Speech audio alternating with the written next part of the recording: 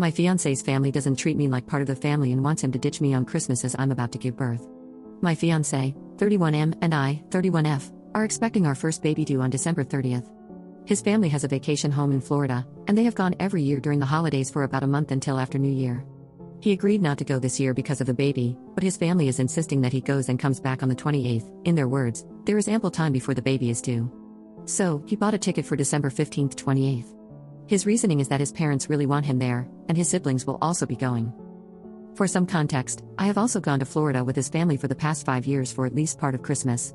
Every other year, I return before him to spend Christmas Day with my family. This year is the first time in a long time that all the other siblings are able to overlap dates. My fiancé has major FOMO, fear of missing out, which is why this is a sensitive subject. His parents have always been weird about keeping their family close. There was a major conflict between him and his sister-in-law last year that ruined the vacation and drove a wedge between him and his siblings. They left us out of major events, trips, etc., and they only started repairing their relationship a couple of months ago. While they are trying to fix things, they have left me out of it. They've never said it outright, but little things suggest they don't consider me completely part of their family yet since we aren't married. Anyhow, this is bothering me a lot more than I thought because I know pregnancies are unpredictable, especially in the last trimester, and if anything happens leading up to the due date, I need him there. My parents are away overseas dealing with a grandparent emergency and won't be back until December 26th, and my friends have their families, so I will be completely alone. The other reason, and I guess it's more selfish, is that I will be spending Christmas by myself. It's not the main reason why I'm bothered, but it's a small part of it. He's been spending Christmas every year in Florida since he was 15, and there will be many more trips after the baby is born, so I don't know why he can't skip this year for me. Anytime I bring it up, it results in a very uncomfortable fight about my expectations to put me first rather than his parents. I don't even bring it up anymore. His parents have always been kind to me, but they also don't see any problem, so I think I'm going crazy. Update 1. I'm sorry for not updating sooner. Everything has been overwhelming and I'm trying to deal with a lot. The good news is that my mom arrived home yesterday. When I explained everything to her, her sister, who is a retired nurse, insisted she come too. I'm so thankful to have them here, though it's hard to get my feelings across as there's a bit of a cultural barrier. My mom is from Hong Kong, and without getting into details, the grandparent situation was very much an emergency, but she has siblings and my dad who is staying there at the moment.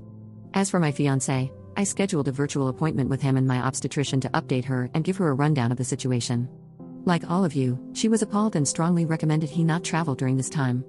Her words were, "In my professional opinion, I'm going to very strongly recommend you reconsider your plans. In my personal opinion, I'm going to insist it." It was probably on me for not alerting her sooner regarding his travel plans. After that, he is still going, but adjusting his date so he will be back on the 22nd. There will be a one-day overlap with his siblings. His mom isn't too happy he won't be there for Christmas, and she suggested he fly back later on the 25th instead so he can spend a part of Christmas Day with them, but he said no. It's still not ideal for me. My mom and aunt have insisted on speaking with his parents, so we've scheduled a call with them later today. I reached out to my best friend too about this after I read some of your responses and PMs. She was livid and informed her husband that she doesn't care if it's on Christmas Day. If I go into labor, she will drop everything and be there. She's also been kept up to date about who will be with me while he is away and will be visiting. I know there were a lot of questions regarding the family, but I can't address all of them. It's too much to write out.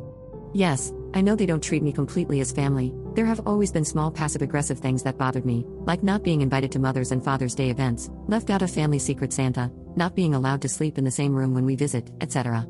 Yes, I know that his mother must be aware that he shouldn't be leaving me at 37 weeks. She's not dumb, and I update her after all my appointments, so I know she knows this too. I don't know why she's saying it's okay, but I have an idea why. My mom has made it clear she will be addressing all of this in the call. Some of you wondered how they can afford to go to Florida for a month. His parents are retired and snowbird there. His siblings and sister-in-law all have 9-to-5 jobs that are partly remote, so they are lucky enough to take their work to Florida and work there. My fiancé is a gig worker, so he dictates his own schedule. Obviously, their schedules don't always align. I haven't shown him this thread yet. At the moment, it's just one more thing I don't want to deal with. I may in the future, but I have suggested we go to therapy before we set a wedding date, and he agreed. I'm also seeking counseling for myself. I'll try to update again after the baby comes. It might be a while, but please know that I am safe and have a lot of love surrounding me. Update 2. Happy holidays everyone. I know some of you were asking for an update, so here it goes. My baby girl was born on December 20th at 6 pounds 10 ounces at 9:42 p.m. My mom, aunt, and best friend were there during labor. My mom was present during birth. She's healthy, and we're all exhausted, but I'm so grateful for my support system. My ex-fiancé did not make it for the birth. During the video call with his mother, my mom told her that he needs to come back immediately, otherwise, she will be taking me home, and they will not be welcome to visit the baby. It was a very heated call, but the outcome was that my mom unpacked up my things, and we went back to my parents' house where I currently am still residing. So, you can guess what happened there. I had a very upsetting phone call with him about his priorities now that we were literally down to the wire, and the conversation ended without much resolution. He hung up on me. I messaged him after our daughter was born to let him know I had given birth and that she was healthy. He tried to video call a lot after that, but I didn't pick up. He returned home on the 22nd as planned. Of course, I wasn't at the condo. I think they all thought my mom was bluffing. He tried to come by my parents' house many times, and at one point, sat outside in his car for hours when my mom and aunt wouldn't let him in. Finally, on Christmas Day, we let him see his daughter, and he and I discussed our future. My mom and aunt have been very vocal about breaking off the engagement, and I agreed that after the call with his parents, I didn't want to be involved with a family who was so selfish. He told me his mother was very insistent he go on this trip to show his family that he wanted to mend his relationships with them, and that his sister-in-law had been saying some awful things about me to him and his parents. I had told her some things in confidence a couple of years ago about some issues I was having with him, and she turned it around on me. This was the nail in the coffin. I can't possibly marry into a family this toxic. So as it stands now, I have broken off the engagement and will live at my parents' house. We have scheduled couples therapy, and our first session is tomorrow. He has apologized profusely and asked to stay with me to help with his daughter. My mom doesn't want him sleeping here, so he's been coming by in the morning to help with her and then leaving in the evening. His parents have told him that they would like to see our daughter as soon as they come back, and he has video chatted with them once to show our daughter to them. That's basically where we stand now. Undoubtedly, the situation will get more complicated once his parents come back, but I can't think about that right now. My baby girl is healthy and has a nursery set up in my childhood bedroom. She's surrounded by people who would give her the world. My aunt, who I haven't seen since I was 10, is here. Those are the positive things I'm focusing on.